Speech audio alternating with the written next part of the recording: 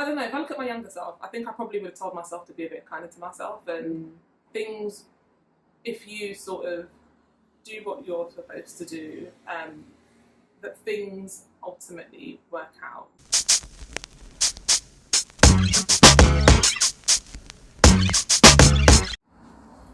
I'm sweating. My palms are sweaty.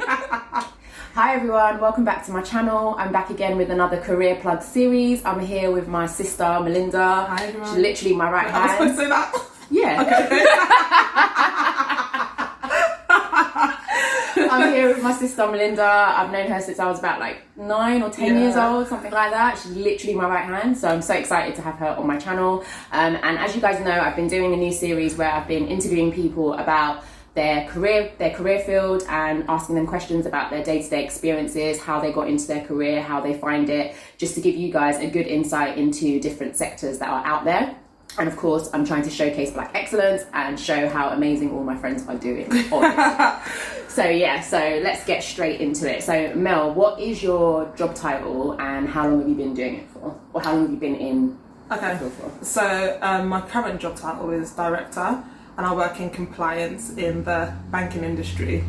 I've been in this particular role for about 4 years, but in compliance, I would say nearly 10 years. Wow, yeah, and that's a really long time. Yeah. Been in it for 10 years, and was that kind of always the direction you wanted to go, or did you just sort of fall into it? No, so when I studied law at university, and throughout my academia, I was dead set on being a lawyer. So we got to about final year and I was like, oh, okay, what am I going to do? Because if you want to go down the sort of solicitor route, you have to do what's called, at the time, it may have changed, who knows, an LPC. And sort of you want to secure what they call a training contract. So at the end of that training contract, you qualify as a newly qualified lawyer.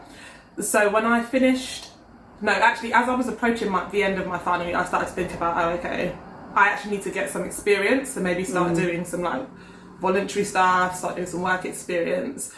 So fortunately, actually, my neighbour at the time, she was a lawyer and she was really kind and she put me in touch with an employment lawyer to do some work experience with. I went and I worked in a criminal law firm as well.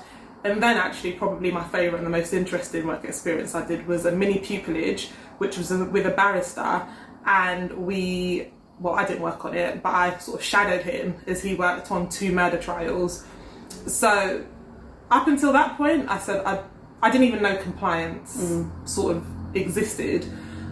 But at the end of that work experience, I was kind of like, oh, this is interesting, but I knew that it probably wasn't the route that I was going to go down. And in my final year of university, so I took elective modules, one of which was financial services law. And that completely interested me. Like, I just used to love, there was this textbook, I can't remember what it was called, but it had all of the financial services laws in it, and I would just read that for fun. So I was like, oh, actually, this could be an area that I'm like super interested in, I think I'd really enjoy as a career. And it wasn't easy to sort of get my foot in the door without much experience, but one thing I think did help was doing like some industry qualifications. And just like relentlessly applying to like loads of roles. I remember that. I remember you doing like do you remember? Yeah, I remember. So what kind of like sort of entry level sort of qualifications would you recommend people take? I know it's probably changed since then, but what sort of qualifications, if someone wanted to step into compliance and they had no experience or no like background, what would you recommend? Oh, there are so many. At the time, the one that I did was about money laundering, but I can't remember the exact one, but it was a multiple one. Yeah. So there were several. So there was one I did a money laundering, an ICA one, and then there was another one, an investments compliance that I did. And whilst I didn't have the practical experience, I had the theory, and what that demonstrated to employers was that I was keen. I was probably a bit of a self-starter. So I'd independently funded all of these exams as well with probably not that much money at the time because I was working part-time in retail. So that's actually good to know, actually. It's good to know that there's like avenues that people can take and that actually like demonstrating that kind of capability of going out of their way to do that exam would actually help. So you said you started like 10 years ago. So like, was the first role a compliance type role, or was it like more in the financial services sector and then you sort of pivoted? Or Yeah. So I definitely pivoted. So I think my first sort of purist compliance role. One thing I would say as well, which they always used to bang on about at uni, but I probably didn't take that much notice of, was like keeping up to current affairs, like keeping up to what's going on in the industry, sort of like with regulators, keeping on top of sort of anything that's current, so any new regulations that come out.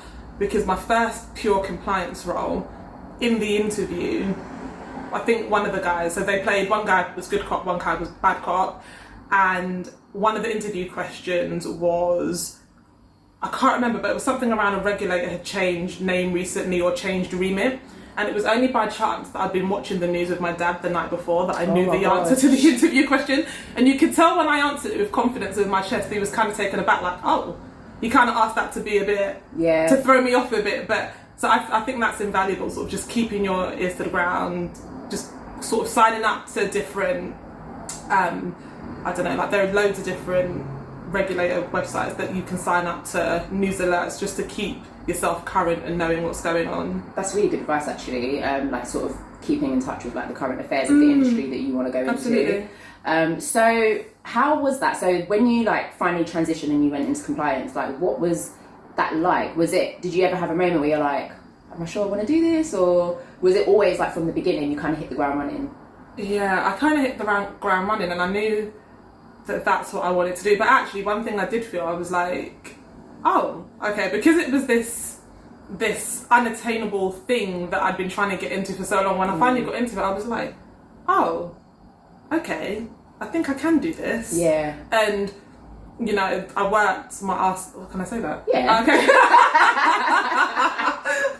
I worked really, really hard to sort of try to prove, not only to my bosses but to myself, that I was capable.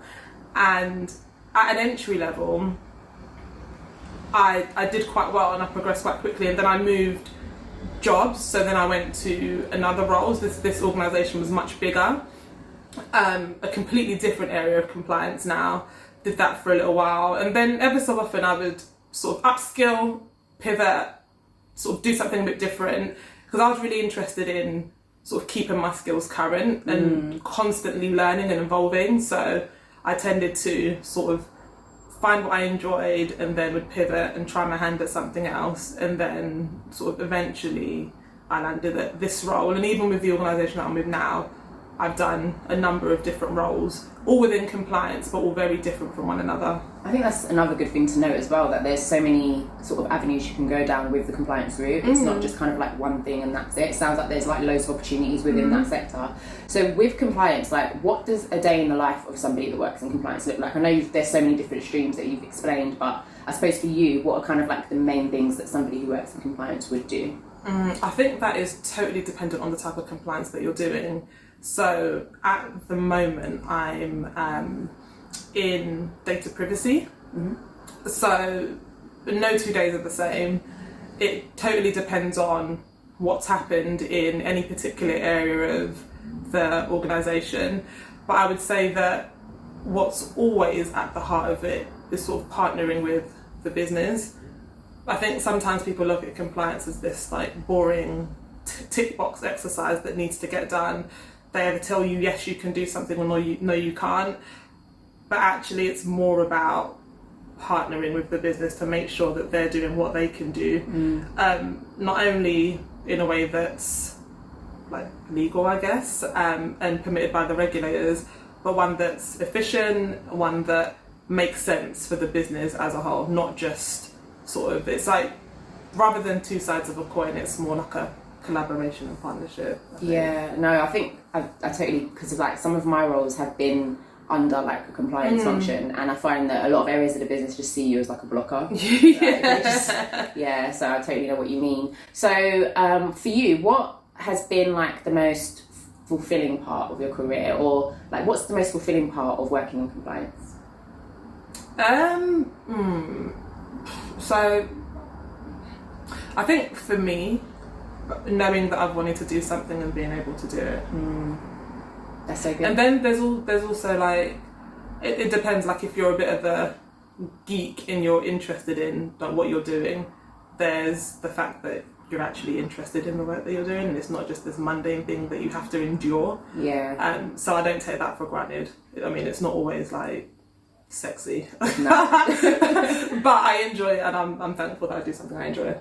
And like, what would you say are the most challenging aspects of getting into compliance? Like, what sort of things would you like sort of say to people, like, this is kind of what you should bear in mind if you want to come down this route? I think being an analytical thinker, someone who's like good at critical thinking, I would say being meticulous as well, and reading, I think, obviously dependent on what branch of compliance you want to get into, but those are the three things I would say helped me get into it. Okay, and you kind of touched on it a little bit in terms of like sort of personality traits people should have. Like, what kind of would you say are the most important skills that someone should possess working in compliance that would allow them to actually thrive in that department? I would say, obviously, like being meticulous, and it totally depends on what area, but I would say someone who thinks creatively as well. Sometimes if people have been working in a particular way for a long time, where the value add is having someone come in who thinks completely differently and they bring a different perspective to the way everyone works, and sometimes that's invaluable. I would say being inquisitive, always asking questions, not always sort of just accepting the status quo, really interrogating what it is that you're working on, asking informed questions, and just a willingness to learn, because things change constantly and they evolve all the time, so just being sort of open to learning and evolving as the industry does. And is the compliance sector, would you say, is it predominantly men, women, or is it quite balanced? Maybe more of a skew towards women, potentially. Trying to think. Yeah, perhaps maybe a bit of a more of a skew towards women, but totally that could just depend on what organisation you're in, what kind of team you're in, also what type of compliance you're in, so it totally depends. Cool. And like, are there like a lot of black people that work within compliance from what you've seen? Not a lot, and particularly not as you become more senior in your role. I would say there aren't that many. I think some organisations do that far better than others. So yeah, literally, like pretty much most of these interviews I've done, it's like the same thing. The representation isn't seen like as high as you go, which is why we're trying to change this up. We're all trying to be director like Melinda. So you said you went to uni and stuff. So do you feel like going to university, did you feel like your course had a direct impact on your field? Like, do you feel like if I hadn't have done law, probably could have got into compliance, or actually I feel like parts of what I learned from my degree actually helped me like succeed in it? So I think that so there are a couple of things. The first thing that any prospective employer asked me when I went for an interview is, well, why didn't you pursue a career in law? So there was always that. To sort of answer and articulate, and I was just really honest about my motivations for choosing this career and not pursuing one in law. I don't think you need to do a law career to do compliance, but what I would say is that the skills I learned during uni, I mean, anyone who does a law degree will say that you read a lot. And there's a sort of thought process, an analytical thought process that goes into sort of studying law that isn't that dissimilar to the type of analysis you'd need to do in a role in compliance. But that said, it's not a showstopper if you don't do a career, do a law degree. Okay, so it's good, but it sounds like there was quite a lot of transferable sort of skills that were kind of easier, made it a little bit easier for you when you actually got into compliance. Totally. So if I wanted to like get into compliance, like if I said tomorrow, changing my career, want to go into compliance, like what is like a typical sort of entry level salary that I can expect? I think it varies depending on the type of organisation and field that you want to work, because obviously there's like banking, pharmaceuticals, compliance everywhere, really. Yeah, everywhere. So it totally depends. I know about banking, so perhaps I would say like 25. 25. Some, if you get into like a good places, maybe some starting salaries around 50. Oh wow. Yeah. So it really just depends. Like it depends on where you go, but typically I would say in banking, maybe about 45k starting. Yeah. So are there like sort of standard types of progression within compliance? Like, you know how you have certain jobs and it's like you do that role, then you become a team lead, then you become this, then you become that. Is it like that in compliance, or are there like different sort of streams you can go to be able to progress? That is that can be very personal depending on what progression means to you. So for me, for I think the first 6 or so years, progression wasn't necessarily linear. So for me, it wasn't about sort of climbing from, so some of the more common sort of ranks, you know, you'd have associate director, ED, MD. For me, it was more about becoming more rounded. So I would make a lot of lateral moves. So I would perhaps do one role for a little pay rise, do another role that's a similar grade, but completely different field, and then sort of work my way around that. I would say that in terms of different grades, that depends on where you're at, but quite typically you might be an analyst, so you're doing a lot of like the monitoring type stuff, operational type stuff, and then you might sort of progress to, I don't know, an associate where you probably take on a bit more responsibility, then maybe a manager, an AD, director. So it depends on the organisation that you're in, and also what you want from your career, because for some people, people management is what they want to get into, and then they'll focus not so much on the technical aspect of a role, and they'll focus more on the people leadership side, and they'll progress and go on and do perhaps team lead roles, team manager roles.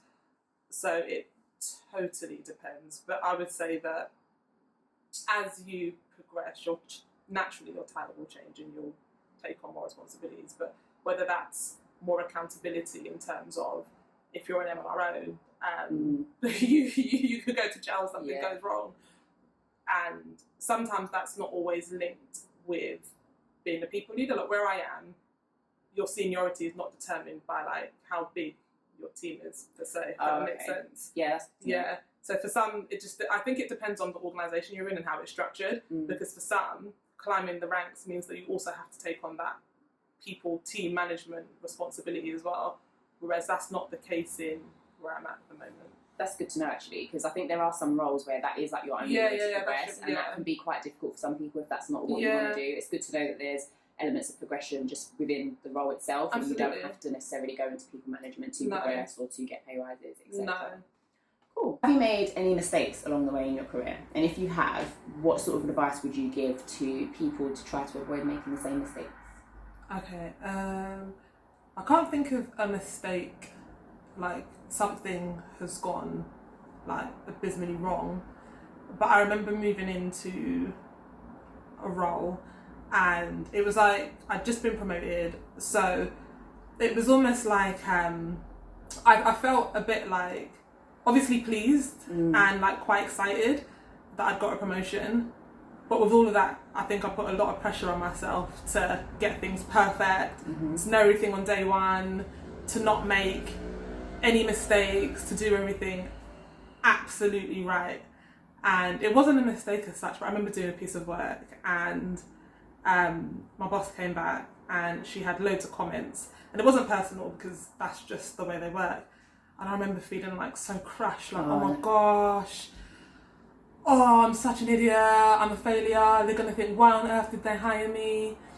And I remember talking to one of a friend who's a bit older than me, so a lot like a mentor, an older sister type figure, and she was like, Mel, it's all a learning curve. Like, how are you going to learn if you come in and you do everything like perfect on day one? Absolutely. So I remember using that experience and I was like, okay, cool, I'm actually going to look at all of her feedback and I'm going to take it like uni. I'm going to use it, and the next time I produce a piece of work, I know that this is the way that she wants it structured. And after that, I think what I learned actually was to be really, and I always consider myself adaptable, but more in the sense of being able to sort of like acclimatise to different environments, but more adaptable in my way of learning. Like learning for me wasn't just something that you learn sort of like from a textbook or from reading. but really using feedback as a way to sort of improve, like, and really actually mean it, rather than just sort of, it's all good hearing good feedback and, oh, you know, you're doing really well, keep it up. But actually for me, hearing feedback that I thought actually when I first heard it was actually quite crushing, because I'd set such high expectations on myself, using it as a way to learn, invaluable, and probably not a mistake as well, but sometimes feeling like I'm not good enough, or sometimes feeling like, oh my gosh, I'm the youngest in this room, I'm the only black woman in this room, sometimes I'm the only woman in this room.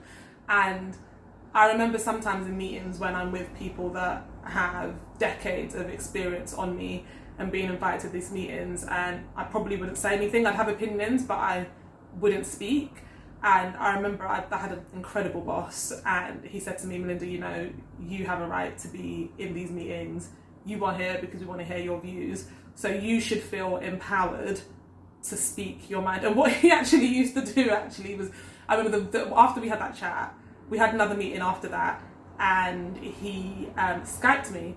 He's like, I want to hear your views on this right now. I literally shit myself. I was like, you want me to speak now in this room? But having someone really push me out of my comfort zone, because for me, doing well was literally just, I don't know, like not flying under the radar per se, because that's not entirely true, but doing well within my comfort zone. So I knew how to do well, provided that was within the parameters of what I was comfortable in.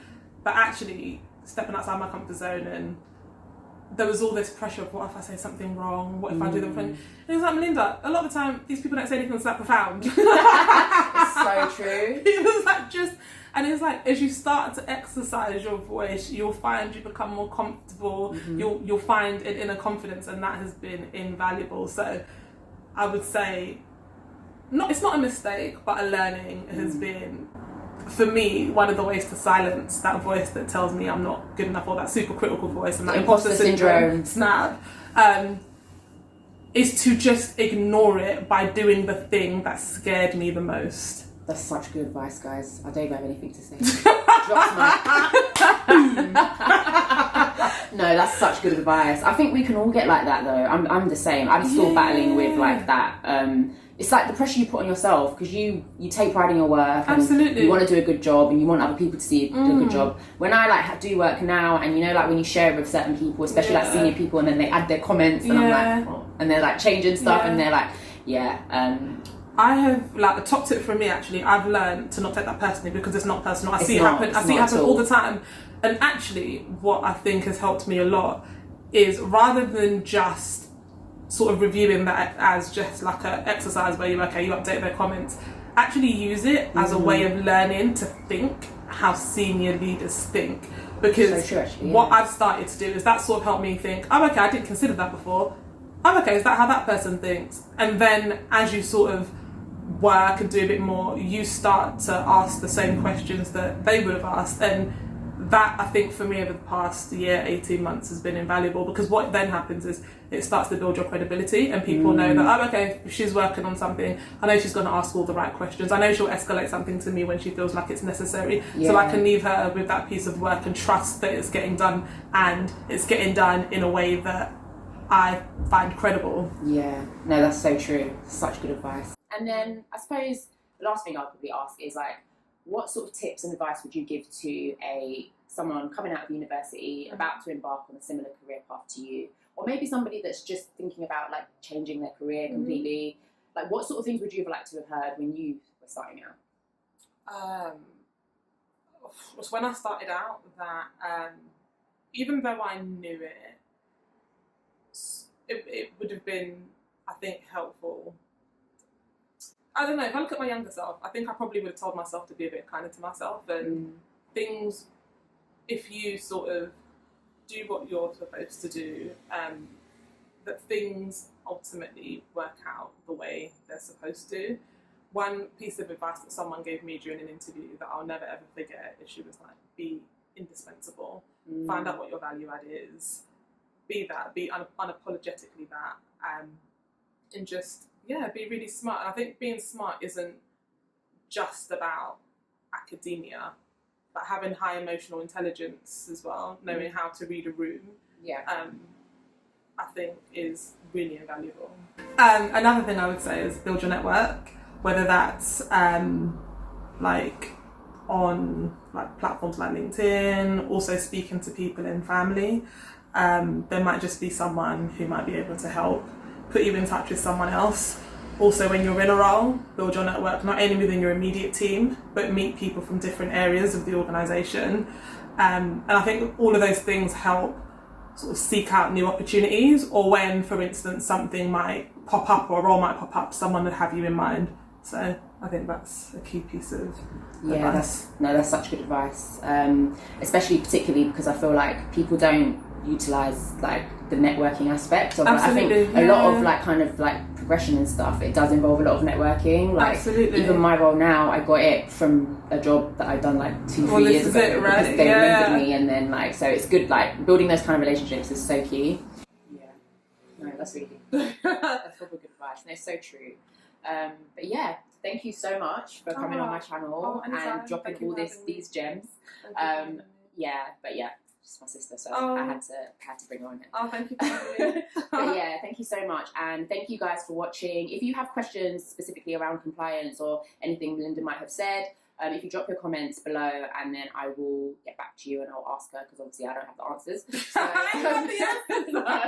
So if you leave your comments below and let me know what you think of the video, and make sure you guys stay tuned for another episode of the Career Plug series. But until the next video. Awesome, bye.